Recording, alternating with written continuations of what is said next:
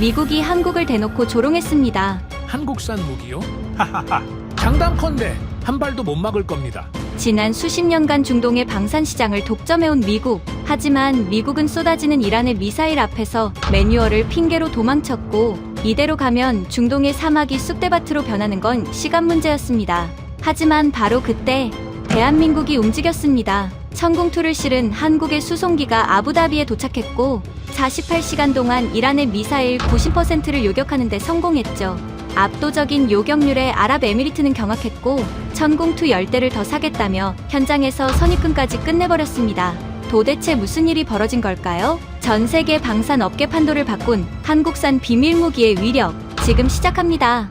국장님, 방어 모드를 해제하면 안 됩니다. 외곽에 민간인이 3만 명입니다. 말단 조작원 자이드가 벌떡 일어나 소리쳤습니다. 미군 파견단장 리처드는 눈 하나 감지 않았어요. 태블릿 화면을 들이밀며 입을 열었죠. 잔여 탄약 5% 미만. VIP 방어구역 외에는 매뉴얼상 지원 불가. 리처드가 콘솔의 투명 커버를 닫아버렸습니다. 스탠바이. 대기 모드를 뜻하는 영문이 화면에 떴어요. 방어 포기 선언이나 다름없었죠. 저는 만수르 알 맘루크, 아랍에미리트 방공사령부 작전국장으로 22년을 복무한 군인입니다. 영국 샌더스트를 졸업한 날부터 이제 무기를 맹신했어요. 패트리어트 앞에서 다른 나라 장비는 장난감이라고 웃었던 사람이 바로 접니다. 그런데 그 최강의 무기가 스스로 항복을 선언한 겁니다. 리처드의 손이 제 어깨를 밀쳤어요. 통제 콘솔 앞으로 뛰어들어 수동 요격 버튼에 손을 뻗던 참이었습니다. 리처드가 바인더를 펼쳐 제 얼굴 앞에 들이밀었죠. 미 국방부 긴급 철수 매뉴얼 J132조. 요격 잔여량이 5% 미만일 경우 VIP 구역 외 모든 방어 자산을 회수한다. 활자가 또렷했습니다. 리처드의 목소리는 더 또렷했어요. 국장, 감정적으로 굴지 마십시오. 이건 계약 조건입니다. 계약이라는 단어가 벙커 안에 메아리 쳤습니다. 2천억 디르함을 쏟아부은 대가가 고작 종이 쪽지 한 장이었습니까? 리처드는 이미 등을 돌리고 있었어요. 태블릿을 접어 가방에 넣는 손놀림이 능숙했습니다. 저 인간은 이런 상황에 익숙한 겁니다. 방어가 뚫리면 짐을 싸는 것. 그게 미국의 매뉴얼이었어요. 그 순간 벙커 전체가 흔들렸습니다. 천장에서 콘크리트 가루가 비처럼 쏟아졌어요. 병사 하나가 레이더 콘솔에 매달리며 비명을 질렀죠. 경보음이 한 단계 올라갔습니다. 적색. 최고 등급이었어요. 이란이 쏘아 올린 자폭 드론 200여 기가 페르시아만을 넘어 우리 영공에 진입한 겁니다. 레이더 화면이 시뻘건 점들로 뒤덮였어요. 사막 지열에서 올라오는 노이즈까지 겹치면서 화면 자체가 하얗게 번졌습니다. 진짜 표적이 몇 개인지, 어느 것이 허상인지 구분이 불가능했죠. 패트리어트가 멀쩡할 때도 이 노이즈 문제는 골칫거리였는데 시스템이 대기 모드에 들어간 지금은 아예 답이 없었어요. 콘솔 옆에 앉아있던 자이드가 작은 수첩을 꺼내 뭔가를 끄적이고 있었습니다. 그 순간에도 연필을 놓지 않더군요. 평소라면 커피나 갖다 줘라고 했을 겁니다. 저를 포함해 벙커 안에 누구도 그 청년의 존재를 진지하게 여긴 적이 없었어요. 하지만 그때는 그런 것에 신경 쓸 여유가 없었습니다. 패트리어트 시스템이 요격 한 발 없이 스탠바이 상태를 유지하는 동안 선발대 드론 3기가 방어망을 뚫었어요. 아무런 저항 없이요. 레이더에 궤적이 찍혔고 벙커 안의 모든 눈이 화면에 못 박혔습니다. 타격 좌표가 떴어요. 아부다비 외곽 알샴카 구역주 송전탑. 심장이 내려앉았습니다. 쾅. 벙커 조명이 일시에 꺼졌어요. 비상발전기가 3초 만에 가동되며 붉은 비상등만 켜졌지만 메인 전력은 완전히 죽었습니다. 대규모 정전이었어요. 벙커 안만이 아니라 아부다비 외곽 전체가 암흑에 빠진 겁니다. 외곽, 알샴카. 그 단어가 뇌리를 때렸습니다. 구겨진 군복 주머니에서 지갑을 꺼냈어요. 손이 떨렸습니다. 지갑을 펼치자 조카 타리크의 사진이 보였어요. 환하게 웃고 있는 9살짜리 얼굴. 선천적폐 질환으로 24시간 산소 발생기에 연결되어 있는 아이입니다. 전기가 끊기면 비상 배터리가 작동하지만 그건 3시간짜리예요. 3시간. 그게 조카에게 남은 전부였습니다. 무전기에 손을 뻗었어요. 타리크의 집에 연결되는 비상회선이었습니다. 잡음 사이로 목소리가 들렸죠. 타리크를 돌보는 가사도우미 파티마였어요. 국장님, 기계가 꺼졌어요. 배터리로 바뀌었는데 아이가 숨을 힘들어합니다. 파티마의 목소리가 찢어졌습니다. 배경에서 타리크의 기침 소리가 들렸어요. 얕고 빠른 호흡이었습니다. 가슴이 쥐어짜이는 것 같았어요. 2천억 디르함짜리 방공망이 아이 하나 지키지 못하고 있었습니다. 아니, 지키지 않기로 결정한 겁니다. 미국의 알고리즘이 타리크의 집을 전술적 무가치 구역으로 분류했어요. 제 조카의 목숨에 미국이 매긴 값이 그것이었습니다. 분노가 치밀었습니다. 콘솔로 달려갔어요. 자녀 미사일이 몇 발이든 상관없었습니다. 수동으로 쏘면 됩니다. 현지 대원 셋에게 고함을 질렀어요. 발사 시퀀스 수동 전환. 지금 당장. 대원들이 콘솔에 달라붙었죠. 하지만 화면에 뜬 것은 발사 명령이 아니었습니다. 접근 권한 없음. 미군 통제 서버가 시스템 전체를 락다운시켜 버린 겁니다. 우리 돈으로 산 무기를, 우리 땅에 설치한 장비를 미국이 원격으로 잠가 버렸어요. 주먹으로 콘솔을 내리쳤습니다. 손등이 갈라졌지만 아프지 않았어요. 분노가 통증을 삼켜 버렸습니다. 레이더 화면에 새로운 궤적이 떠올랐습니다. 2차 탄도미사일. 타격 좌표가 붉게 전멸했어요. 알샴카 주거 지역 중심부. 타리크의 집이었습니다. 드론이 아니라 탄도미사일이에요. 직격하면 반경 200m가 초토화됩니다. 다리에 힘이 풀렸어요. 무전기를 움켜쥐었지만 파티마에게 뭐라고 말해야 할지 알 수 없었습니다. 도망치라고요? 산소 발생기에 묶인 아이를 데리고 어디로 가란 말입니까? 벙커 안이 아수라장이었습니다. 병사들이 출구 쪽으로 몰리고 있었어요. 자이드만 자리를 지키고 있었죠. 그 와중에도 수첩에 뭔가를 적고 있었습니다. 저는 그걸 볼 겨를도 없었어요. 머리 위에서 쿵하는 둔탁한 소리가 울렸습니다. 벙커 외벽에 뭔가 충돌한 진동이었어요. 셰이크 알 나하양 국방장관의 목소리가 통신에 떨어졌습니다. 헬기를 띄워라. 왕실 일가 대피가 최우선이다. 국방장관마저 현장을 버리겠다는 뜻이었어요. 벙커 문 너머로 헬기 로터가 돌아가는 소리가 들렸습니다. 그때 리처드가 부하들에게 고개를 끄덕였어요. 미군 기술자 넷이 서버실로 뛰어 들어갔습니다. 하드디스크 파기 절차에 들어간 겁니다. 데이터를 남기지 않겠다는 뜻이에요. 무기만 두고 가는 게 아니라 무기를 다시 쓸 가능성까지 없애버리겠다는 겁니다.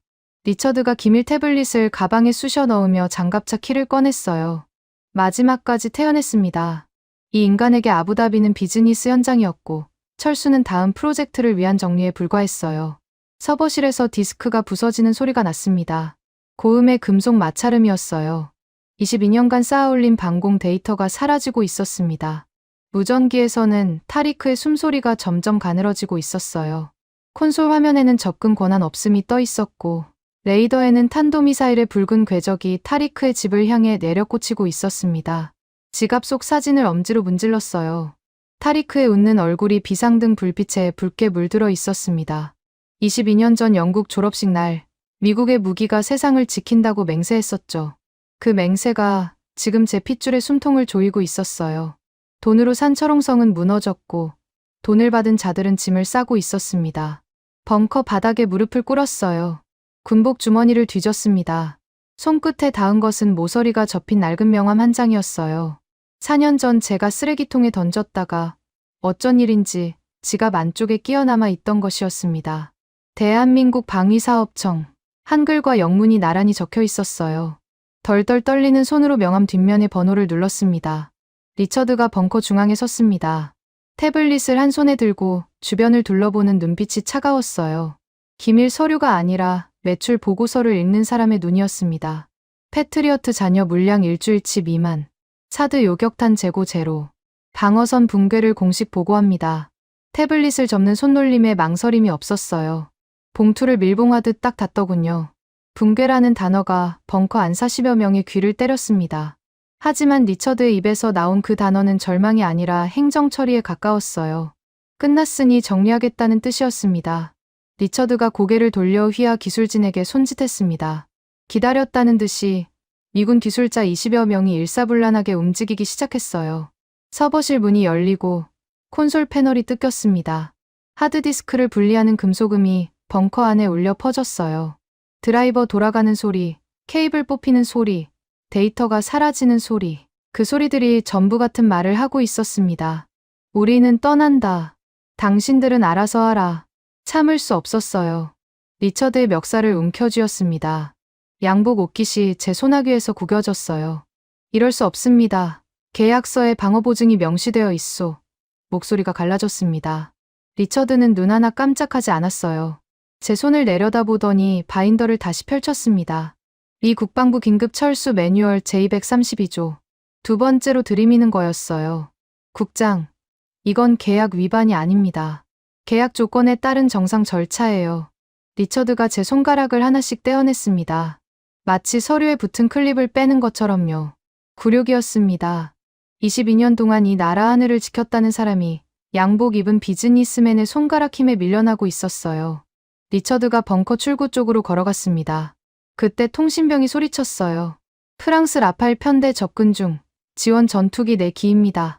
벙커 안에 미세한 기대가 퍼졌습니다. 프랑스였어요. 긴급 요격 지원을 요청한 지 6시간 만에 라팔 전투기가 페르시아만 상공에 나타난 겁니다. 레이더에 4개의 아군 표식이 떴어요. 푸른색 점이었습니다. 붉은색으로 가득한 화면에서 처음 보는 푸른빛이었죠. 병사 하나가 자기도 모르게 박수를 쳤어요. 하지만 3분도 채 되지 않았습니다. 통신병의 얼굴이 하얗게 질렸어요. 라팔 편대, 기수 선회, 귀환합니다. 모래 폭풍이었어요. 샤말이 페르시아만에서 불어올려 시야를 완전히 틀어막은 겁니다. 라팔의 최첨단 열화상 장비로도 사막 모래 속 드론 궤적을 잡을 수 없었어요. 4개의 푸른 점이 화면에서 사라졌습니다. 아까 박수를 쳤던 병사가 헬멧을 벗어 바닥에 내동댕이 쳤어요. 그 소리만이 벙커 안에 침묵을 깼습니다. 프랑스 대사관에서 드론 제머 차량을 보내왔다는 보고가 들어온 건 그 직후였어요. 전파 방해기였습니다. 이란 드론의 통신을 교란시킬 수 있는 장비였죠. 벙커 CCTV에 제머 차량이 기지 정문을 통과하는 게 보였어요. 활주로를 가로질러 달려오고 있었습니다. 300m, 200m, 100m. 그 차량이 벙커 앞 50m 지점에서 멈추더니 엔진 덕트에서 검은 연기가 솟았어요. 과부하였습니다. 사막의 열기와 모래가 엔진을 태워버린 겁니다. 프랑스의 두 번째 카드도 도착하자마자 쓰러졌어요. 이번에는 아무도 헬멧을 던지지 않았습니다. 던질 힘조차 남아있지 않았어요.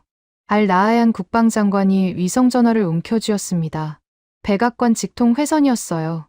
장관의 손에는 아직 황금 시계가 채워져 있었고 최고급 칸두라는 구김 하나 없었습니다. 하지만 목소리는 달랐어요. 통화가 연결되자 장관이 입을 열었습니다. 추가 패트리어트 미사일 긴급 수송을 요청합니다. 금액은 문제 삼지 않겠습니다. 말끝이 떨렸어요. 오일머니의 상징인 이 사람이 돈이 아닌 것으로 무릎을 꿇고 있었습니다. 백악관의 대답은 짧았어요. 확전 방지. 현 시점에서 추가 무기 수송은 불가하다. 외교적 언어로 포장했지만 뜻은 간단했습니다. 알아서 하라는 거였어요. 장관이 전화기를 내려놓지 않았습니다. 2천억 디르함 위에 5천억을 더 얹겠소. 미사일 500발만 보내시오. 목소리에 자존심 따위는 남아있지 않았어요. 돈으로 평화를 살 수 있다고 믿었던 사람이 돈의 한계를 처음 마주한 순간이었습니다. 리처드가 출구 앞에서 발걸음을 멈추고 뒤를 돌아보며 한마디를 던졌어요. 장관님, 돈 문제가 아닙니다. 데이터상 방어가 불가능합니다.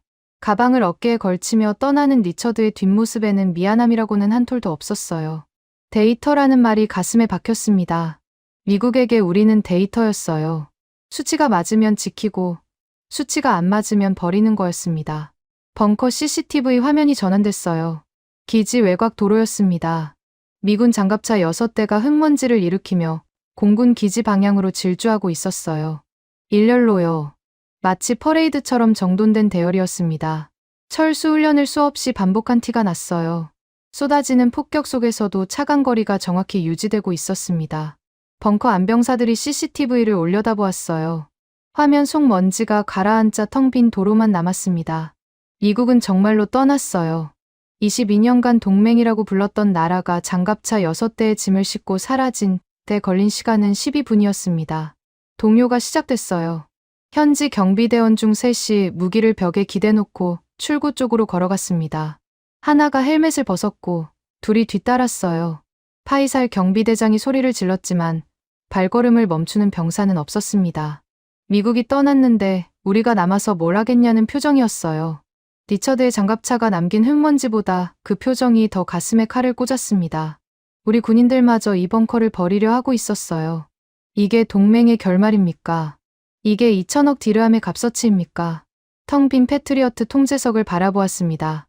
아까까지 리처드가 앉아있던 의자가 아직 미지근한 체온을 품고 있었어요. 콘솔 화면에는 접근 권한 없음이라는 문구가 박혀 있었고, 서버실에서는 미군이 마지막 디스크를 부수고 나간 뒤에 정적만이 흘렀습니다. 이것이 미국에게 우리가 가진 가치의 전부였어요. 돈을 내는 동안만 유지되는 계약 관계, 위험 수치가 5% 아래로 내려가면 전원을 빼는 자판기 같은 동맹이었습니다. 무전기에서 타리크의 기침 소리가 또 흘러나왔어요. 이전보다 간격이 짧아졌습니다. 배터리 잔량이 줄고 있다는 뜻이었죠. 제 손 안에는 아까 꺼낸 명함이 구겨진 채 들려 있었어요. 대한민국 방위사업청.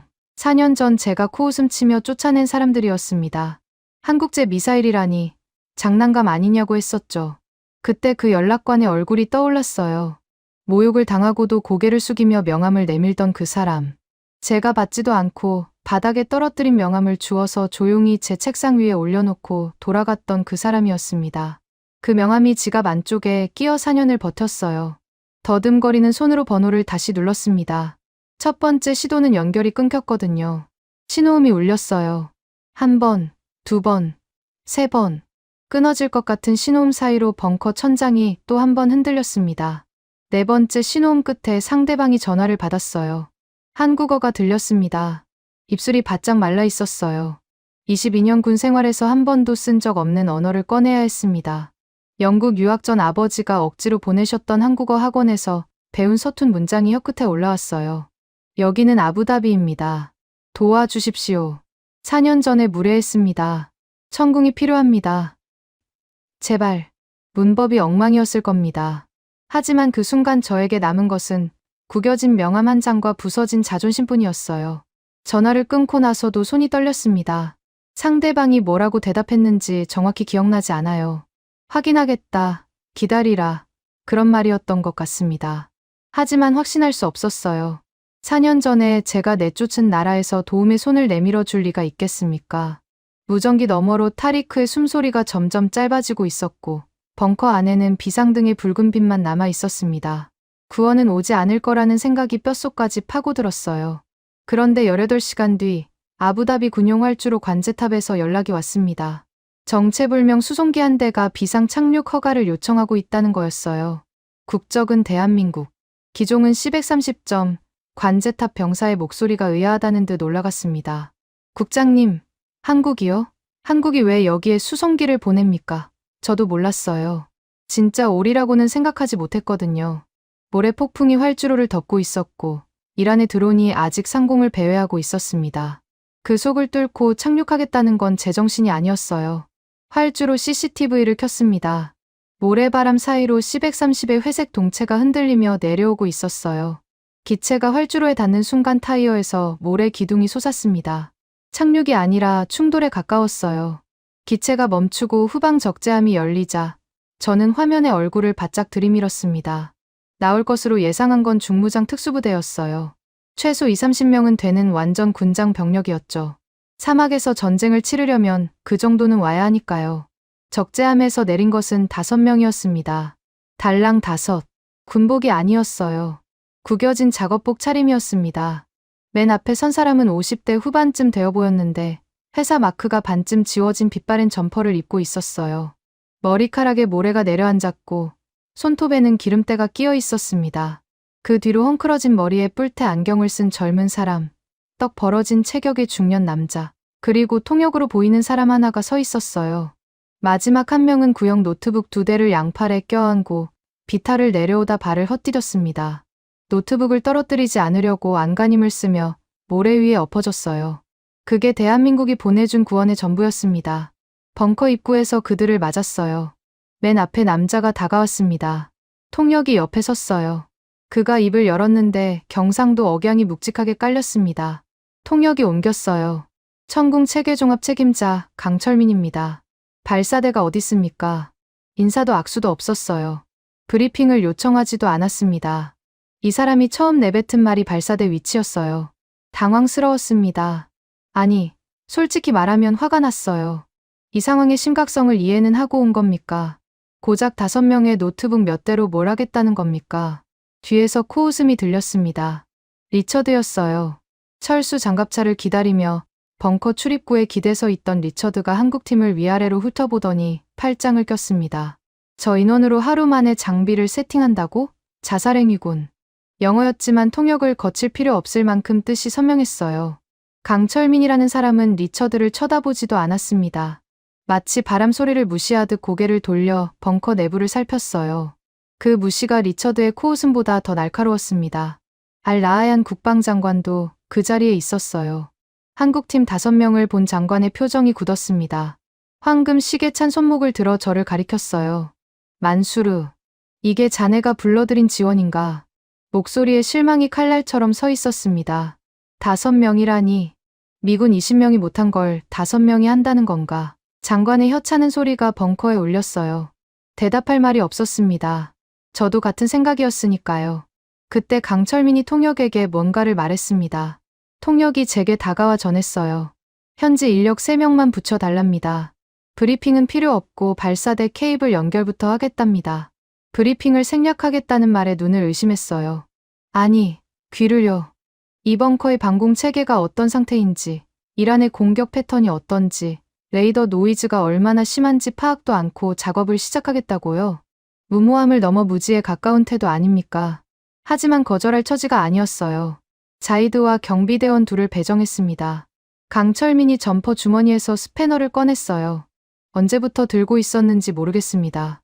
공항에서부터 쥐고 왔나 싶을 정도로 자연스러운 손놀림이었어요. 말없이 벙커 밖으로 걸어 나갔습니다. 발사대 방향이었어요. 모래 폭풍이 불고 있었고 기온은 45도를 넘기고 있었습니다. 방독 마스크도 쓰지 않았어요.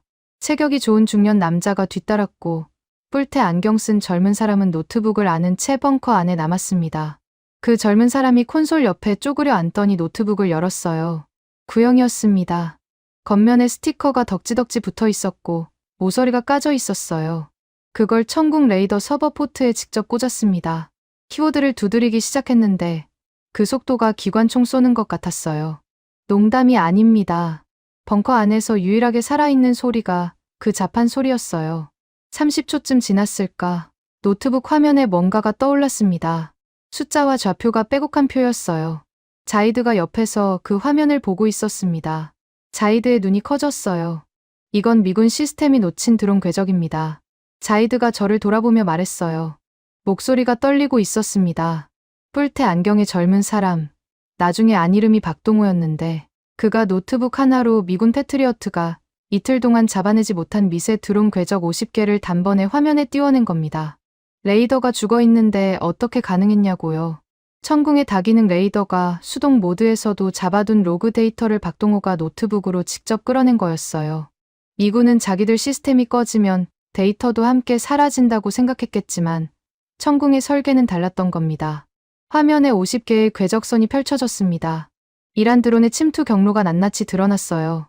어디서 날아와서 어느 고도로 진입하고 어떤 패턴으로 회피 기동을 하는지까지 전부 보였습니다. 패트리어트가 살아있을 때도 우리는 이 정보를 갖고 있지 못했어요. 미군 시스템은 VIP 구역 바깥의 데이터를 수집조차 하지 않았거든요. 그런데 구형 노트북 한 대가 그 사각지대를 통째로 뒤집어 놓은 겁니다. 리처드가 출구 앞에서 그 화면을 보았어요. 발걸음이 멈추었습니다. 태블릿을 꺼내 뭔가를 확인하더니 이내 고개를 저었어요. 장갑차 쪽으로 돌아서며 뒤도 돌아보지 않았습니다. 하지만 그 순간 리처드의 발걸음이 아까보다 빨라진 걸 저는 놓치지 않았어요. 여유롭게 걸어 나가던 사람이 종종 걸음을 치고 있었습니다. 도망이었어요. 데이터의 사람이 데이터에 패배한 순간이었습니다. 알 라하얀 장관이 제 옆으로 왔어요. 아까와는 표정이 달랐습니다. 화면을 보는 눈이 흔들리고 있었어요. 만수르, 저 사람들이 대체 뭘 한 건가? 장관의 목소리에 처음으로 경의가 섞여 있었습니다. 저도 몰랐어요. 대답할 수 없었습니다. 확실한 것은 한 가지뿐이었어요. 작업복을 입은 5명이 도착한 지 30분 만에 이 벙커 안의 공기가 바뀌었다는 겁니다. 비상등의 붉은 빛은 여전했지만 자판 소리 사이사이로 뭔가가 숨쉬기 시작했어요. 절망 속에 금이 간 거였습니다. 아주 가느다란 금이요. 그것이 희망이라고 부를 수 있는 것인지는 아직 알 수 없었어요. 박동호가 띄워낸 드론 궤적 50개는 희망이었습니다. 하지만 희망은 오래가지 않았어요. 천궁 다기능 레이더를 본격 가동한 지 1시간도 되지 않아 화면이 하얗게 뒤덮였거든요. 허위 경보였습니다. 300개가 넘었어요. 사막 지열을 적기로 오인한 레이더가 미친 듯이 경보를 쏟아낸 겁니다. 낮 동안 45도까지 달궈진 모래가 밤이 되면서 뿜어내는 열적 외선이 레이더 센서를 완전히 교란시켰어요. 화면 위의 붉은 점이 진짜 미사일인지 사막 바닥에서 올라온 허상인지 구분이 불가능했습니다. 패트리어트도 이 노이즈 때문에 골머리를 앓았었죠. 미군은 20년 넘게 중동에 주둔하면서도 이 문제를 완벽하게 해결하지 못했어요. 그런데 방금 도착한 한국 시스템이 해결할 수 있겠습니까? 박동호가 안경을 벗고 눈을 비볐습니다. 30분째 자판을 두드리다 처음으로 손을 멈춘 거였어요. 화면을 노려보는 눈에 초점이 흐려지고 있었습니다. 한국에서 가져온 기본 알고리즘은 온대 기후에 맞춰져 있었어요. 사막의 극단적인 열 변화는 설계 단계에서 상정하지 않은 변수였던 겁니다. 노트북 화면에 300개의 붉은 점이 깜박이고 있었지만 그중 진짜 위협이 몇 개인지 아무도 알 수 없었어요. 이 상태로는 요격이 불가능했습니다. 300발을 전부 쏠 수도 없고 안 쏘자니 그 안에 진짜 미사일이 섞여 있을 테니까요. 벙커 한쪽에서 낯선 냄새가 올라왔어요. 현지 대원들이 가져온 캅사였습니다. 커다란 쟁반 위에 양고기와 밥이 뒤섞인 아랍식 식사가 놓여 있었어요. 한국팀이 도착한 뒤 누구도 밥을 먹지 못했거든요. 현지 취사병이 비상식량 창고를 열어 만든 것이었습니다. 저는 한국팀이 젓가락이나 포크를 요구할 줄 알았어요. 하지만 강철민이 먼저 쟁반 앞에 주저앉더니 맨손으로 밥을 집어 먹기 시작했습니다. 거리낌이 없었어요. 옆에 앉은 현지 대원이 눈을 동그랗게 떴습니다. 아랍에서 맨손으로 밥을 나눠 먹는 것은 가족끼리나 하는 행위거든요. 강철민은 그런 의미를 알았을 리가 없어요. 그저 배가 고파서 앉은 것이겠죠. 하지만 현지 대원들의 표정이 미묘하게 바뀌는 걸 저는 보았습니다. 경계가 조금 풀렸어요. 식사가 끝나고 강철민이 일어섰을 때 저는 당연히 장성급 회의실로 향할 줄 알았습니다. 알-나하얀 장관이 긴급 작전 회의를 소집했거든요. 벙커 2층 회의실에 장성 넷과 참모진이 모여 있었어요. 그런데 강철민은 계단을 올라가지 않았습니다. 벙커 구석, 보조 모니터 앞에 쪼그려 앉은 사람에게로 걸어갔어요. 자이드였습니다. 말단 레이더 조작원. 미군 기술자들에게 커피나 타주며 무시당하던 20대 청년이에요. 저도 그 아이 이름을 얼마 전까지 몰랐습니다. 그냥 저기 조작원이라고 불렀으니까요. 강철민이 자이드의 좁은 책상 옆 바닥에 쪼그려 앉았어요. 통역 최하산이 옆에 붙었습니다. 강철민이 레이더 화면을 가리키며 뭔가를 물었어요. 최하산이 아랍어로 옮겼습니다. 밤마다 이 노이즈 패턴이 달라지는 건 알고 있냐? 자이드의 눈이 커졌어요. 이번 커에서 누군가가 자이드에게 기술적인 질문을 한 건 처음이었을 겁니다. 자이드가 주머니에서 낡은 수첩을 꺼냈어요. 연필로 빼곡하게 적은 숫자와 그래프가 가득했습니다. 시간대별 사막 지열 변화와 레이더 노이즈의 상관관계를 수기로 기록해 놓은 것이었어요. 강철민이 수첩을 받아 들었습니다. 한 장 한 장 넘기는 손이 느려졌어요. 통역을 거치지 않고도 숫자는 읽을 수 있었을 겁니다. 페이지를 다 넘긴 강철민이 자이드의 어깨를 한번 두드렸어요. 최하산이 통역했습니다. 훌륭한 엔지니어라고 합니다. 자이드의 눈시울이 붉어졌어요. 이번 커에서 2년을 일하면서 한 번도 듣지 못한 말이었을 겁니다. 미군 기술자들은 자이드를 커피 심부름꾼으로밖에 보지 않았어요. 장성들은 이름조차 몰랐죠. 그런데 방금 도착한 한국 사람이 그 아이의 낡은 수첩을 보물처럼 다루고 있었습니다. 강철민이 수첩을 들고 박동호에게로 갔어요. 수첩을 펼쳐 보여주며 몇 마디를 나눴습니다. 박동호의 표정이 바뀌었어요. 안경을 치켜 올리더니 수첩을 콘솔 옆에 펼쳐놓고 자판을 두드리기 시작했습니다. 아까보다 더 빠른 속도였어요. 자이드의 수기 데이터를 천궁 교전 알고리즘에 이식하는 작업이었습니다. 첨단 계측기가 아니라 연필로 적은 숫자가 수십억짜리 시스템의 사각지대를 메우고 있었어요. 새벽 2시에서 4시 사이 지열이 급격히 떨어지며 노이즈 패턴이 바뀐다는 자이드의 기록이 핵심이었습니다. 미군은 이 시간대를 그냥 포기했었어요. 노이즈가 너무 심해서 감시 자체를 중단했거든요. 하지만 자이드는 포기하지 않고 매일 밤 그 패턴을 관찰해 왔던 겁니다. 박동호가 코드를 수정하는 동안 밖에서 경고음이 울렸습니다. 발사대 쪽이었어요. 이진우 기장이 뛰어들어왔습니다. 모래가 레이더 회전축에 끼었다고 했어요. 환풍구를 뚫고 들어온 미세한 사막 모래가 정밀 기계의 틈새를 갉아먹은 겁니다. 회전축이 멈추면 레이더가 죽어요. 레이더가 죽으면 아무리 알고리즘을 고쳐도 소용없습니다. 과부하 경고등이 이미 빨갛게 켜져 있었어요. 이진우가 마스크를 찾았습니다. 없었어요. 한국에서 급하게 나오느라 방독 마스크를 챙기지 못한 겁니다. 이진우가 멈칫하는 것을 본 적은 그때가 처음이자 마지막이었어요. 1초쯤 서 있더니 고개를 한번 끄덕이고 벙커 문을 열었습니다. 밖은 지옥이었어요. 모래 폭풍이 피부를 벗겨낼 듯 몰아치고 있었고 기온은 밤인데도 40도에 가까웠습니다. 이진우가 그 속으로 뛰어나갔어요. 마스크도 고글도 없이요. CCTV로 보았습니다.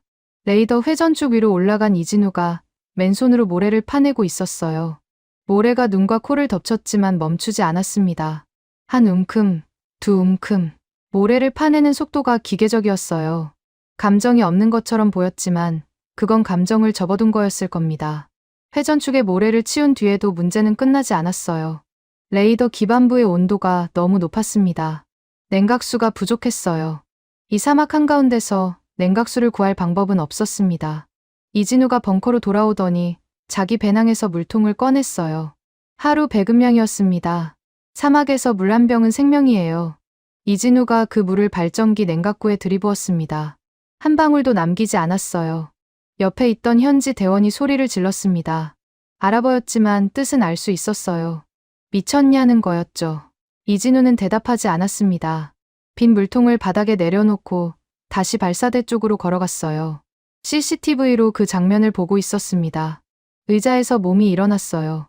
스스로 일어선 건지 아닌지 기억이 나지 않습니다. 다리가 먼저 움직였어요. 취사 창고에서 수건과 물을 집어 들었습니다. 벙커 문을 열고 모래 폭풍 속으로 나갔어요. 22년간 사령관석을 지켰던 사람이 처음으로 현장으로 뛰어간 겁니다. 이진우 기장이 발사대 아래에 앉아 있었어요.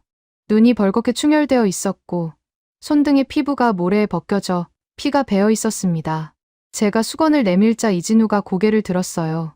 놀란 표정이었습니다. 작전국장이 직접 나올 줄은 몰랐겠죠. 저도 몰랐어요. 왜 나왔는지. 다만 앉아있을 수가 없었습니다. 남의 나라 기계를 살리려고 자기 물까지 쏟아붓는 사람 앞에서 그 나라의 군인이 의자에 앉아 모니터만 보고 있을 수는 없었어요. 수건으로 이진우의 얼굴에 붙은 모래를 닦아 주었습니다. 물을 건넸어요. 이진우가 물을 받아 한 모금 마시고는 나머지를 다시 발전기에 부으려 했습니다.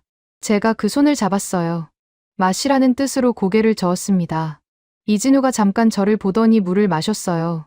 말은 통하지 않았지만 그 순간 무언가가 전달됐습니다.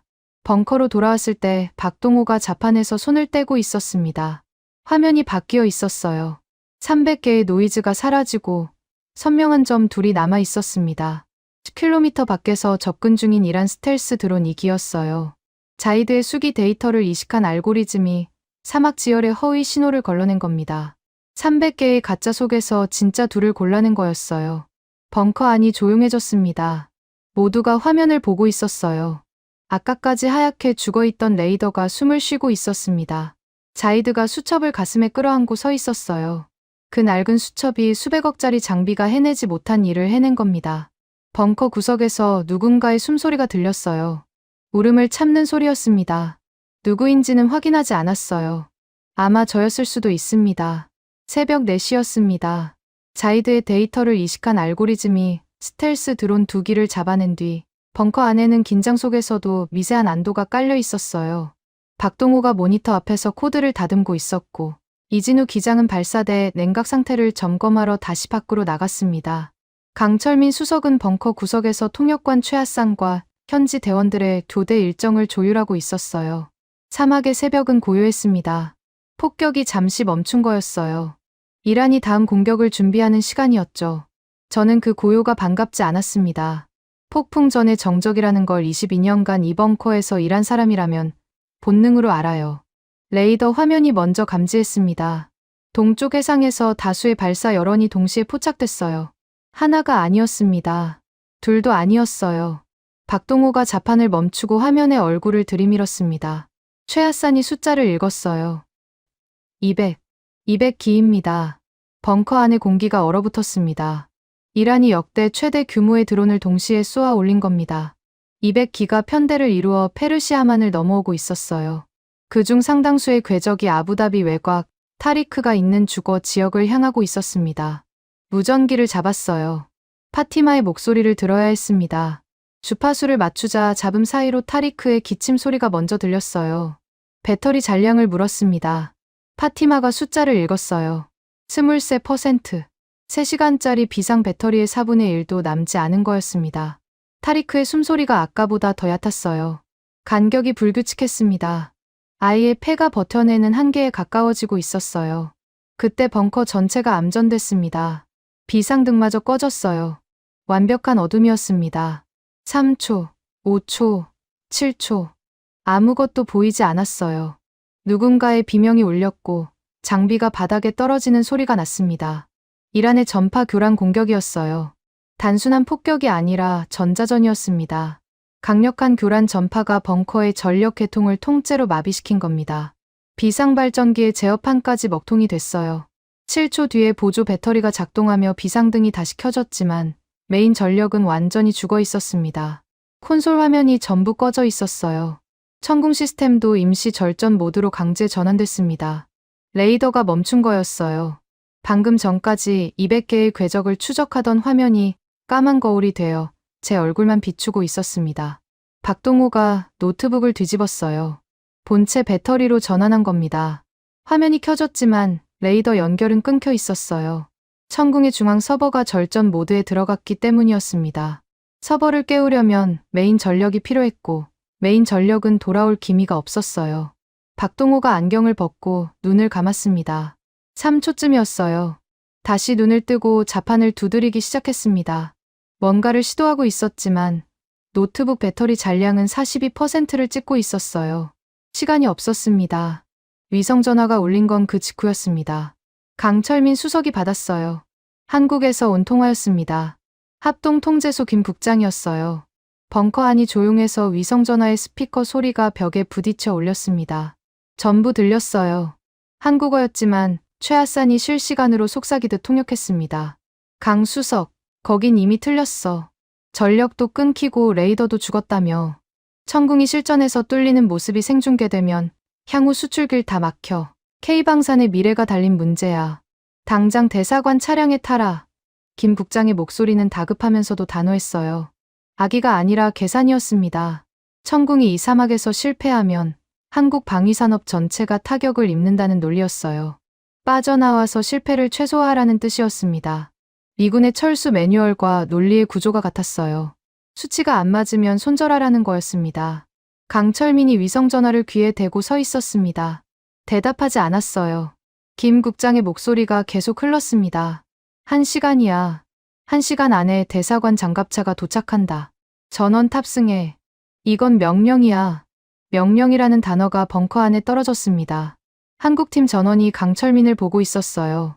박동호는 자판 위에 손을 얹은 채 멈춰 있었고 이진우 기장은 밖에서 돌아와 벙커 문 앞에 서 있었습니다. 그때 벙커 구석에서 리처드의 목소리가 들렸어요. 아직 떠나지 않았던 겁니다.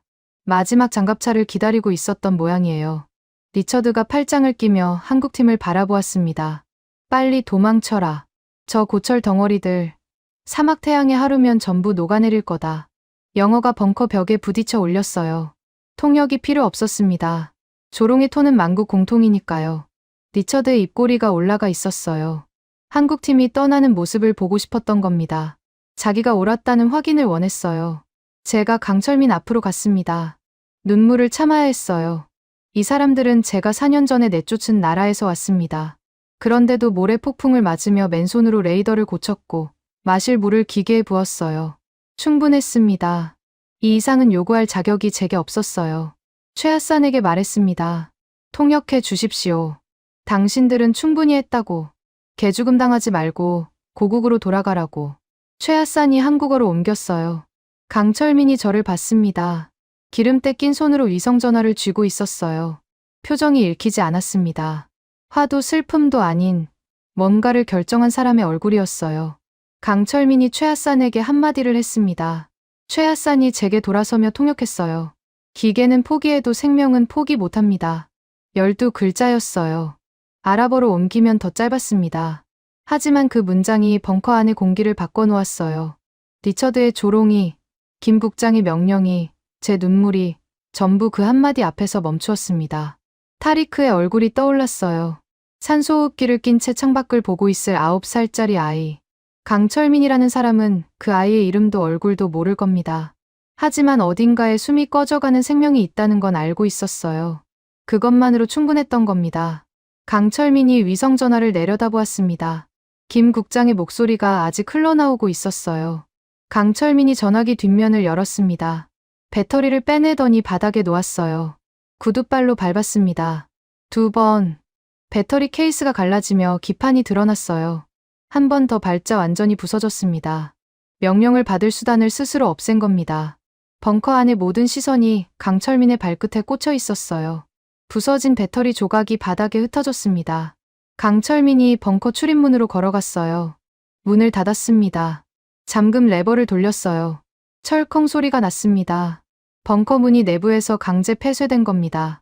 밖에서는 열 수 없어요. 강철민이 돌아서며 한국팀 전원을 보았습니다. 한마디를 했어요. 최하산이 통역했습니다. 우리가 만든 무기는 우리가 증명한다. 이진우 기장이 고개를 끄덕였어요. 박동호는 이미 자판을 두드리고 있었습니다. 배터리 42%짜리 노트북으로 천궁 서버의 수동 재부팅 코드를 입력하기 시작한 거였어요. 리처드의 얼굴이 창백해졌습니다. 벙커 문이 잠겼으니 자기도 못 나가는 거였어요. 리처드가 문 쪽으로 뛰었지만 잠금 레버가 꿈쩍도 하지 않았습니다. 강철민을 돌아보며 소리쳤어요. 미쳤군. 여기 있으면 전부 죽어. 강철민은 대답하지 않았습니다. 이미 박동우 옆에 쪼그려 앉아 노트북 화면을 들여다보고 있었어요. 리처드의 존재가 시야에 들어오지 않는 것처럼 보였습니다. 최하산이 위성전화 한 대를 더 들고 있었어요. 한국 대사관에서 지급한 비상회선이었습니다. 벨이 울렸어요. 대사관 직원이었습니다. 철수 차량 도착 시간을 알리는 통화였죠. 최하산이 전화를 받더니 갑자기 목소리를 높였어요. 한국어와 아랍어가 뒤섞인 고함이 벙커에 울렸습니다. 이 양반들 지금 사흘 밤낮을 물 한 모금 못 마시고 남의 나라 애 살리겠다고 남은 거요. 징계 때리든 말든 맘대로 하시오. 전화기를 벽에 내리꽂을 듯 쥐어짜며 쌍욕을 섞어 일갈했어요. 통역관이 아니라 사람이 터져 나온 거였습니다. 최하산의 눈이 충혈되어 있었어요. 이 사람도 사흘째 잠을 자지 못한 거였습니다. 전화가 끊겼어요. 벙커 안에 자판 두드리는 소리만 남았습니다. 박동호의 손가락이 멈추지 않았어요. 노트북 배터리 잔량이 38%로 떨어져 있었습니다. 화면에 코드줄이 빼곡하게 올라가고 있었어요.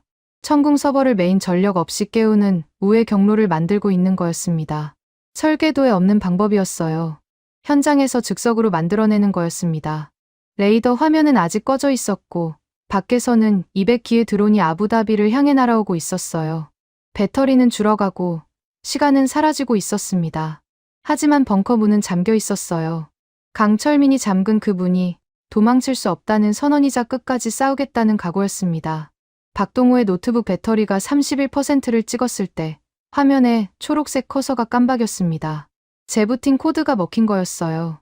천궁 서버가 절전 모드에서 빠져나오며 웨이더 콘솔에 불이 들어왔습니다. 벙커 안에서 누군가 탄성을 질렀어요. 하지만 박동호의 표정은 밝지 않았습니다. 화면에 뜬 숫자를 가리키며 강철민에게 말했어요. 최하산이 제게 속삭였습니다. 발사대 중앙 쿨러가 멈췄답니다. 시스템 온도가 100도를 넘겼다고요. 레이더가 살아나도 미사일을 쏘지 못하면 아무 소용이 없었어요.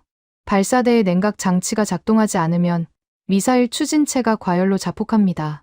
요격이 아니라 우리가 먼저 터지는 거였어요. 원인은 모래였습니다. 사막 특유의 미세한 분진이 쿨러 팬 내부에 켜켜이 쌓이며 회전을 막아버린 거였어요. 패트리어트는 밀폐형 냉각 시스템이라 모래가 침투할 틈이 없었지만 천궁은 설계 자체가 한반도 기후 기준이었습니다. 영하 20도의 겨울을 견디도록 만든 냉각 구조가 사막의 모래와 열기 앞에서 무릎을 꿇은 거였어요. 강철민의 얼굴이 굳었습니다. 이건 소프트웨어로 해결할 수 있는 문제가 아니었어요. 누군가 밖으로 나가서 기계를 직접 만져야 했습니다. 이진우 기장이 먼저 움직였어요. 벙커 장비함에서 방염 장갑을 꺼냈습니다. 한 켤레밖에 없었어요. 장갑을 끼며 벙커 문 잠금 레버를 돌렸습니다. 강철민이 고개를 끄덕였어요. 문이 열리자 사막 열기가 벽처럼 밀려 들어왔습니다. 밤인데도 지열이 빠지지 않아 공기 자체가 뜨거웠어요. 이진우가 뛰어나갔습니다. 방염복은 없었어요. 작업복 위에 방염 장갑 한 켤레가 전부였습니다. CCTV를 켰어요. 발사대가 화면에 잡혔습니다. 천궁 발사관 8기가 사막 하늘을 향해 비스듬히 서 있었고 그 중앙에 냉각 파이프가 시뻘겋게 달아올라 있었어요. 열기가 공기를 일렁이게 만들고 있었습니다. 아지랑이가 파이프를 감싸고 있었어요. 이진우가 발사대 구조물을 타고 올라갔습니다. 난간도 사다리도 없는 구조물이었어요. 발판으로 쓸 수 있는 건 케이블 트레이뿐이었습니다. 케이블 위에 발을 딛고 몸을 끌어올리는 동작이 거칠었지만 정확했어요. 수십 년간 기계를 올라타온 사람의 몸이었습니다. 냉각 밸브에 손이 닿았어요. 방염 장갑 너머로도 열기가 전해졌을 겁니다. 이진우가 밸브 손잡이를 잡고 돌렸어요. 움직이지 않았습니다. 모래가 나사산에 끼어 고착된 거였어요. 두 손으로 잡고 온몸에 무게를 실었습니다. 그래도 움직이지 않았어요. CCTV 화면 속 이진우의 팔이 부들부들 떨리고 있었습니다. 방염 장갑 한쪽 끝에서 연기 같은 것이 피어올랐어요. 장갑이 녹기 시작한 거였습니다. 100도가 넘는 금속 파이프를 맨장갑으로 부여잡고 있으니 당연한 결과였죠. 이진우가 장갑을 벗었습니다. 왼손이었어요. 녹아붙은 장갑을 이빨로 물어뜯어 벗기더니 맨손으로 밸브를 잡았어요. 살이 타는 냄새가 CCTV에서는 전해지지 않았지만 이진우의 입이 벌어지는 걸 보았습니다. 소리를 지른 거였어요. 그 상태로 밸브를 돌렸습니다. 한 바퀴, 밸브가 반 바퀴쯤 돌아갔어요. 모래가 빠지며 끼익하는 소리가 났을 겁니다. 한 바퀴 더, 밸브가 완전히 열렸어요. 과열된 냉각수가 파이프 밖으로 분출되며 하얀 증기가 솟았습니다. 이진우가 증기를 맞으며 발사대에서 미끄러져 내려왔어요. 모래 위에 주저앉았습니다. 왼손을 가슴에 끌어안고 있었어요. 벙커 안에서 그 장면을 지켜보는 사람은 저만이 아니었습니다. 파이살 경비대장이 CCTV 화면 앞에 서 있었어요. 리처드가 떠나기 전 함께 도망치려다 남은 사람이었습니다. 도망칠 타이밍을 재고 있었을 거예요. 하지만 화면 속 이진우의 모습에 눈이 꽂혀 있었습니다. 자기 나라 군인도 아닌 사람이 100도짜리 파이프를 맨손으로 잡고 비명을 삼키는 모습. 파이살의 입술이 떨렸어요. 뒤에서 경비대원 3명이 출구 쪽으로 걸어가고 있었습니다. 도망치려는 거였죠. 파이살이 돌아섰습니다. 3명의 멱살을 한꺼번에 움켜쥘 수는 없었어요. 가장 앞에 선 병사의 방탄조끼 끈을 잡아당기며 소리쳤습니다. 알라께서 지켜보신다. 이방인도 우리를 위해 피 흘리는데 도망가겠다는 거냐. 파이살의 고함이 벙커 벽을 때렸어요. 뒤에 두 병사가 멈칫했습니다. 파이살이 이어서 외쳤어요. 전원 얼음물 들고 발사대로 뛰어라. 얼음물이라는 말에 병사들이 서로 얼굴을 보았습니다. 기지 안에 얼음물이 어디 있겠습니까? 전력이 끊긴 마당에요. 하지만 파이살이 먼저 식당 쪽으로 뛰었어요. 비상발전기로 돌아가던 제빙기에 얼음이 남아 있었거든요. 녹기 시작한 얼음을 급수통에 쓸어 담았습니다. 병사 하나가 따라왔어요. 그 다음 하나가 더요.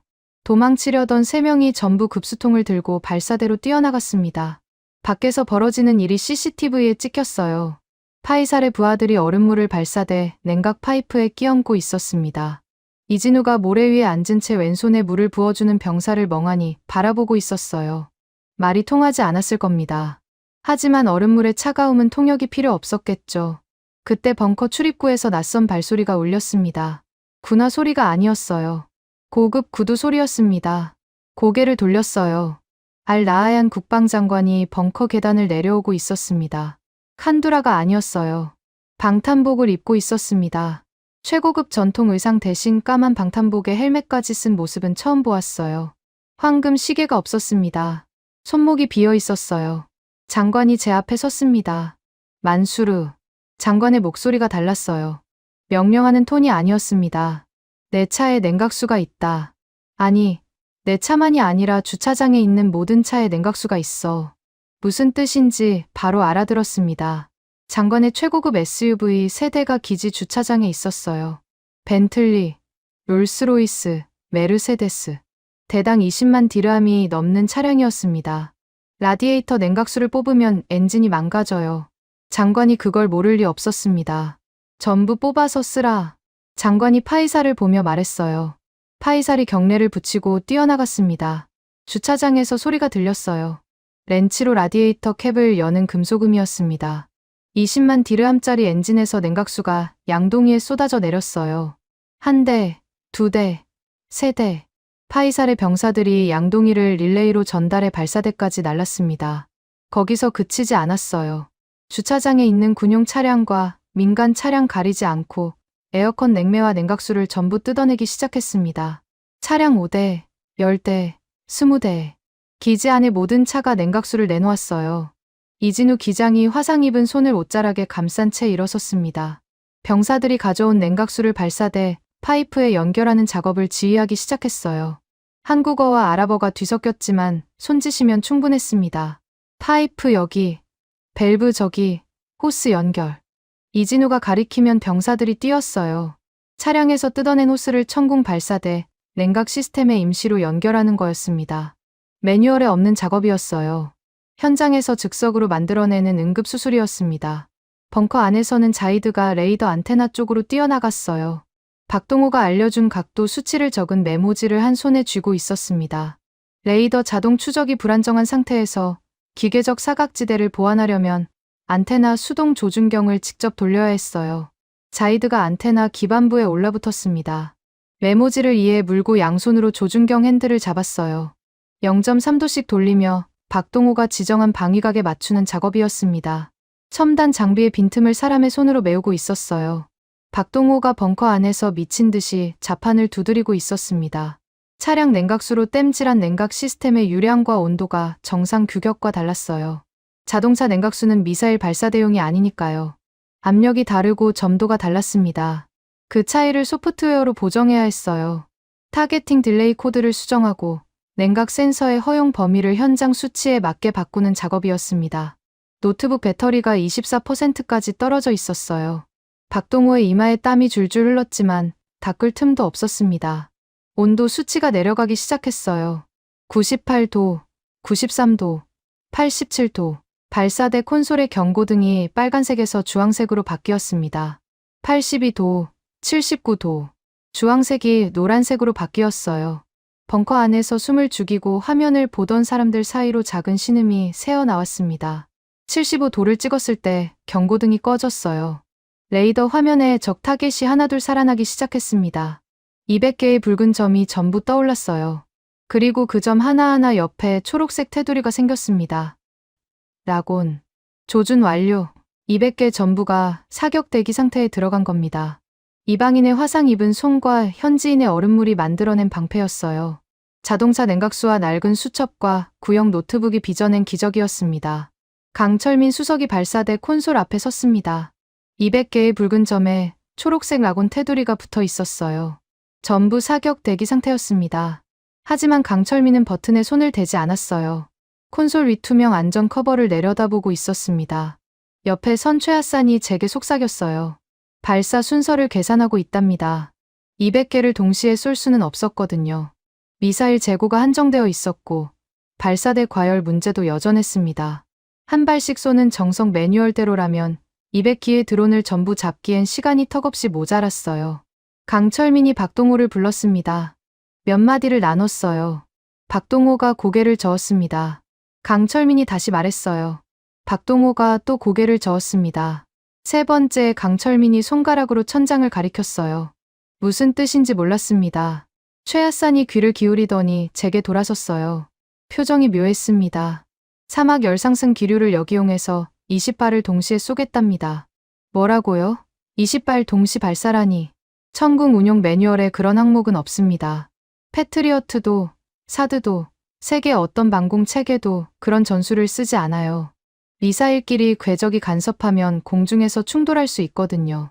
박동호가 고개를 저은 이유를 알겠더군요. 미친 짓이었습니다. 하지만 강철민이 가리킨 건 천장이 아니라 하늘이었어요. 밤사이 식은 사막 지표면과 아직 열기가 남아있는 상층, 대기 사이에서 발생하는 강력한 상승 기류.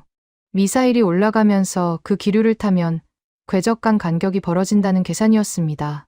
사막이 만들어낸 바람을 미사일의 안전거리로 쓰겠다는 거였어요. 패트리어트가 20년 동안 골칫거리로 여기던 사막의 열 변수를 한국 엔지니어는 무기로 뒤집으려 하고 있었습니다. 박동호가 네 번째로 고개를 끄덕였어요. 자판을 두드리기 시작했습니다. 발사 시퀀스를 20발 동시로 재설정하는 코드였어요. 기존 알고리즘을 뜯어고치는 수준이 아니라 새로 쓰는 것에 가까웠습니다. 노트북 배터리가 19%를 가리키고 있었어요. 박동호의 손가락이 더 빨라졌습니다. 시간과 배터리를 동시에 쫓고 있었어요. 화면에 코드 줄이 올라갈 때마다 배터리 숫자가 한 칸씩 줄었습니다. 17, 15, 13. 박동호가 마지막 엔터를 쳤을 때 배터리는 11%였어요. 강철민이 콘솔 앞으로 돌아왔습니다. 투명 안전 커버에 손을 올렸어요. 커버를 들어 올리는 게 아니라 주먹으로 내리쳤습니다. 아크릴이 갈라지며 발사 버튼이 드러났어요. 붉은색 버튼이었습니다. 강철민이 벙커 안을 한번 둘러보았어요.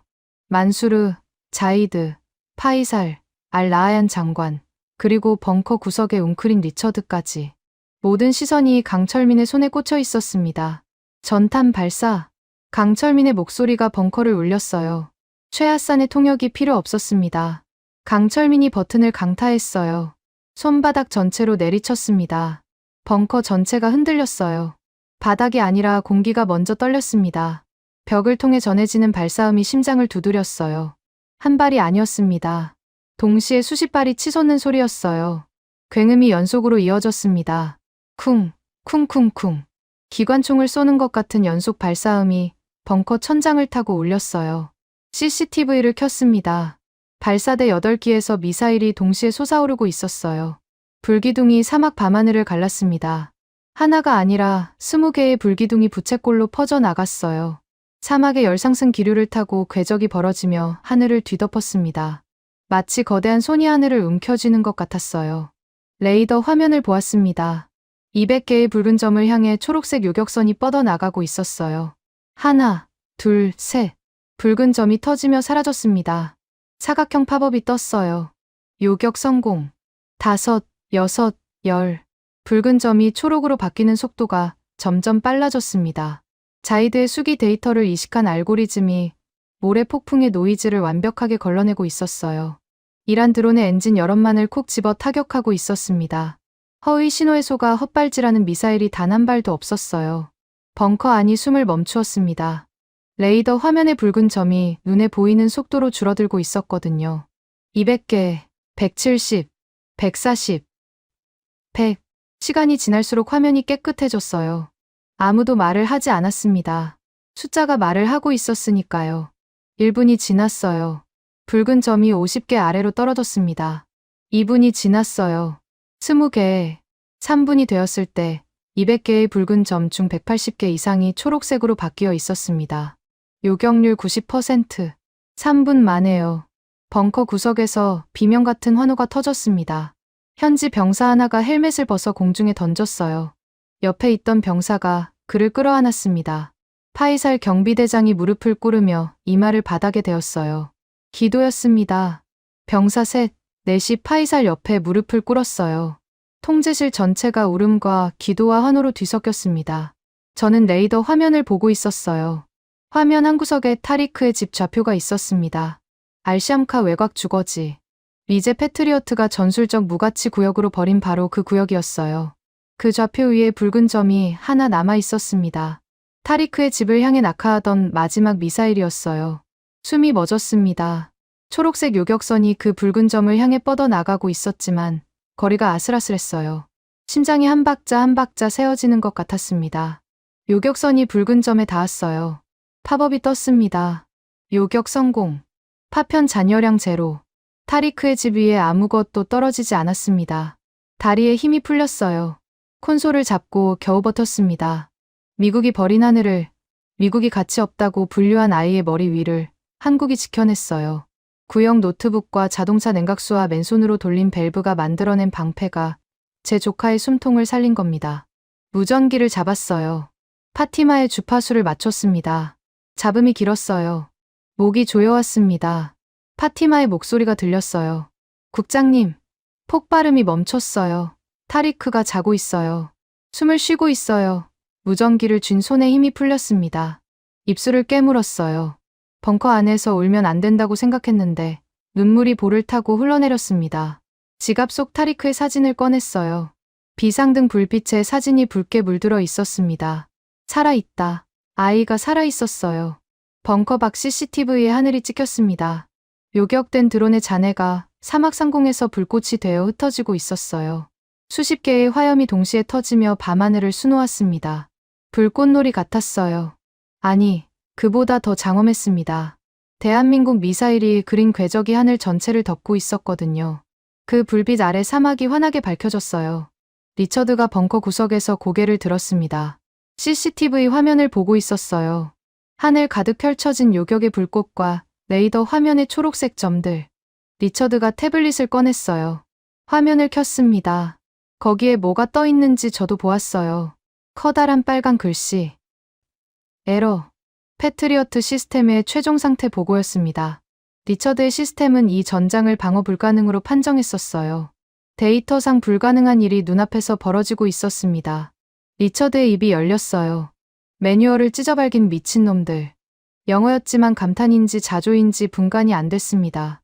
태블릿을 무릎 위에 내려놓는 리처드의 손이 떨리고 있었어요. 벙커 안에 소란이 잦아들 무렵 벙커 구석에서 움직임이 있었습니다. 사우디아라비아 왕실 군사옵서버 무함마드 특사였어요. 개전 이후 팔짱을 끼고 벽에 기대 관찰만 하던 인물이었습니다. 한마디도 하지 않았어요. 미군이 도망칠 때도, 한국팀이 도착했을 때도, 발사대가 과열됐을 때도 표정 하나 바꾸지 않았죠. 그 무함마드가 위성 암호기를 꺼냈습니다. 장비 덮개를 열고 주파수를 맞추는 손놀림이 빨랐어요.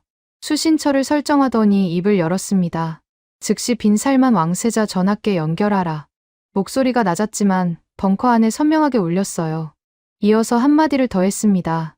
차기 방공망 사업, 미제 사드는 폐기한다. 무조건 한국의 천궁이다. 연결도 되기 전에 결론을 먼저 말한 거였어요. 3분간의 요격이 사우디의 수조 원짜리 방위 사업 판도를 뒤집어 놓은 겁니다. 강철민 수석이 콘솔에 등을 기대고 서 있었습니다. 저는 그 앞으로 걸어갔어요. 말이 나오지 않았습니다. 최하산이 옆에 있었지만 통역을 부탁하지 않았어요. 강철민의 두 손을 잡았습니다.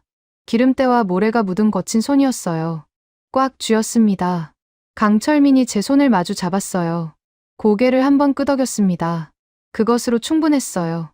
말보다 무거운 것이 두 사람의 손 사이에서 오갔습니다. 3월 4일 아침이 밝았습니다. 폭격이 멈춘 사막은 거짓말처럼 고요했어요.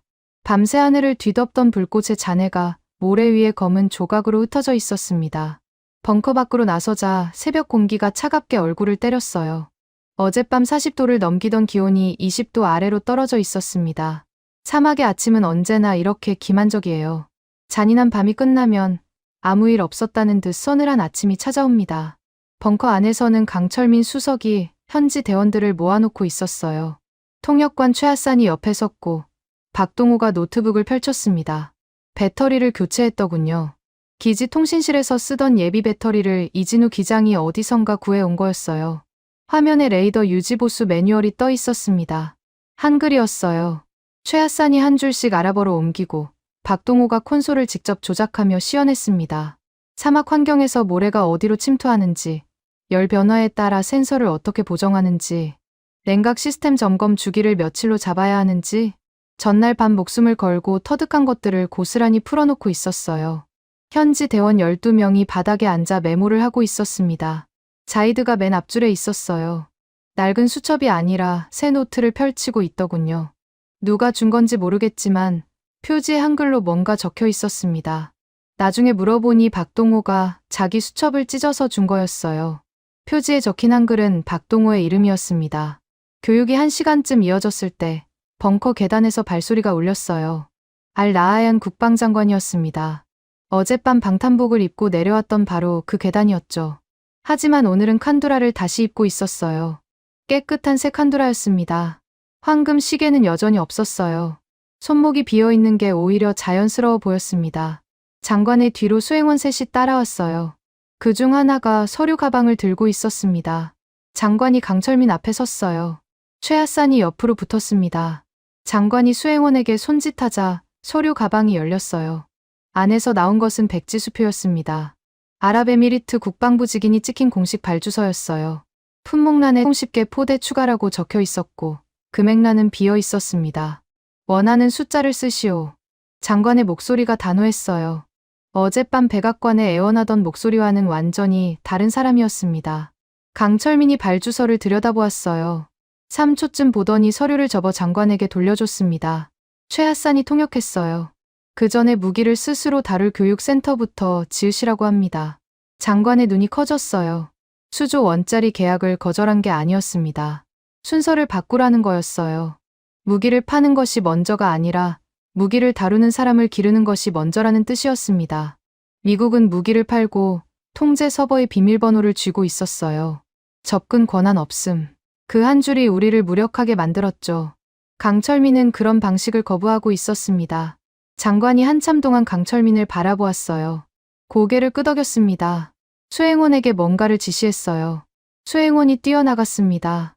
30분 뒤 벙커 지상층 브리핑실에 현지 군 장성 넷과 국방부 관료들이 모여 있었어요.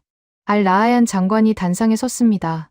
오늘부로 아랍에미리트 군 방공망의 시스템 표준을 대한민국 일원화한다. 공식 선언이었어요. 20년 넘게 미국 체계로 운영하던 방공 시스템 전체를 한국 기준으로 전환하겠다는 뜻이었습니다. 장성들 사이에 웅성거림이 퍼졌지만 장관의 눈빛이 그 소리를 눌렀어요. 어젯밤 방탄복을 입고 자동차 냉각수를 뽑으라고 명령했던 그 눈빛이었습니다. 선언이 끝나고 저는 강철민에게 다가갔어요. 부탁이 있었습니다. 한 곳만 가시죠. 최하산이 통역했어요. 강철민이 고개를 끄덕였습니다. 기지 차량을 몰았어요. 목적지는 알샴카 외곽 주거지였습니다. 타리크의 집이요. 차에서 내리자 좁은 골목이 보였습니다. 어젯밤 미사일이 떨어질 뻔했던 곳이에요. 하지만 건물은 멀쩡했습니다. 창문 하나 깨지지 않았어요. 파편 잔여량 제로. 레이더 화면에 떴던 그 문구가 실감났습니다. 대문을 두드리자 파티마가 열어주었어요. 안으로 들어가자 작은 방에 타리크가 앉아 있었습니다. 산소호흡기를 낀 채 무언가를 그리고 있었어요. 색연필을 쥔 작은 손이 종이 위를 움직이고 있었습니다. 아이가 고개를 들었어요. 낯선 사람들을 보고 눈을 동그랗게 떴습니다. 타리크, 이분들이 어젯밤 하늘을 지켜준 분들이다. 제 목소리가 갈라졌어요. 참으려고 했는데 안 됐습니다. 타리크가 손에 들고 있던 그림을 내밀었어요. 종이를 받았습니다. 아이가 그린 건 미사일이었어요. 한쪽에 태극기가 그려져 있었습니다. 색이 조금 틀렸어요. 빨간색과 파란색의 위치가 바뀌어 있었습니다. 하지만 태극 문양은 또렷했어요. 아이가 창밖으로 보았을 겁니다. 어젯밤 하늘을 수놓은 미사일을 궤적으려 그 불빛 위에 태극기를 그린 거였어요. 강철민이 그림을 받았습니다. 한참 동안 들여다보았어요. 기름때 낀 손가락으로 태극기 부분을 조심스럽게 만졌습니다. 아무 말도 하지 않았어요. 고개를 돌렸는데 그 투박한 얼굴에 물기가 번져 있었습니다. 강철민이 타리크의 머리를 한번 쓸어주었어요. 타리크가 웃었습니다. 호흡기 너머로 보이는 웃음이 작았지만 환했어요. 차로 돌아오는 길에 저도 강철민도 말이 없었습니다. 기지에 도착하자 벙커 옆 공터에 사람들이 모여 있었어요. 착공식 준비가 되어 있었습니다. 알-라하얀 장관이 직접 지시한 거였어요. K방산 방공기술교육센터. 팻말에 한글과 아랍어가 나란히 적혀 있었습니다. 장관이 삽을 들었어요. 강철민에게도 삽을 건넸습니다. 두 사람이 동시에 사막 모래를 떴어요. 첫 삽이었습니다. 무기를 파는 것이 아니라 방패를 함께 세우는 시작이었어요. 착공식이 끝나고 한쪽에서 누군가 제 팔을 잡았어요. 돌아보니 자이드였습니다. 손에 책자를 들고 있었어요. 한글과 아랍어가 섞인 수제 매뉴얼이었습니다. 박동호가 밤새 만들어서 넘긴 거였어요. 자이드가 책자를 가슴에 안으며 말했습니다. 제가 아랍에미리트 방공학교 1기 교관으로 임명됐습니다. 자이드의 눈이 빛나고 있었어요. 커피나 타주던 말단 조작원이 이제 다음 세대의 방패를 물려줄 교관이 된 겁니다. 강철민이 인정한 그 낡은 수첩이 씨앗이었어요. 기지 입구에서 리처드의 짐을 실은 차량이 빠져나가는 게 보였습니다. 현지 대원 누구도 배웅하지 않았어요. 리처드가 탄 차가 먼지를 일으키며 사라졌습니다. 20년간 이 사막에 무기를 팔고 데이터를 들이밀던 나라의 마지막 장면이 흙먼지였어요. 오후에 한국 정부와 아랍에미리트 국방부가 방위산업전 주기 프레임워크 양해각서를 체결했습니다. 단순 무기 구매가 아닌 공동 연구, 기술 이전, 인력 양성을 포괄하는 협약이었어요. 무기를 팔고 떠나는 것이 아니라 함께 만들고 함께 지키겠다는 약속이었습니다. 해가 기울 무렵 기지 활주로에 C-130 수송기가 대기하고 있었어요. 사우디아라비아에서 긴급 호출이 왔다고 했습니다. 강철민 수석팀이 짐을 챙기고 있었어요. 활주로까지 배웅을 나갔습니다. 자이드가 옆에 있었어요. 강철민이 수송기 트랩 앞에 섰습니다. 저를 돌아보았어요. 말은 없었습니다. 4년 전 제가 내쫓았던 나라의 사람이 제 조카의 목숨을 살리고 제 나라의 하늘을 되찾아주고 떠나고 있었어요. 가슴이 먹먹했습니다. 강철민이 거수경례를 올렸어요. 투박한 손이 이마 옆에 붙었습니다. 기름때가 여전했어요. 저도 경례를 올렸습니다. 자이드도요. 활주로에 선 세 사람의 거수 경례를 받으며 강철민이 트랩을 올라갔습니다. 수송기 후방 적재함이 닫혔어요. 엔진 소리가 울렸습니다. C-130이 활주로를 달리기 시작했어요. 모래먼지가 일었습니다. 기체가 떠올랐어요. 사막 하늘로 올라가는 수송기를 바라보았습니다. 어젯밤 천국 미사일이 그렸던 바로 그 하늘이었어요. 경례를 내리지 못했습니다. 수송기가 점이 될 때까지 손을 이마에 붙이고 서 있었어요. 옆에서 자이드의 숨소리가 들렸습니다. 울고 있었어요. 저도 울고 있었습니다. 점퍼 주머니에 타리크가 그려준 태극기 그림이 접혀 있었어요. 강철민이 돌려준 겁니다. 제게 주라고요. 그 그림의 태극기 색은 여전히 틀려 있었지만 이 사막에서 가장 정확한 태극기였습니다. 지금까지 여러분의 영원한 말동무, 감동을 더하다 였습니다. 세계를 놀라게 한 대한민국. 다음 영상에서도 계속됩니다. 좋은 하루 되세요.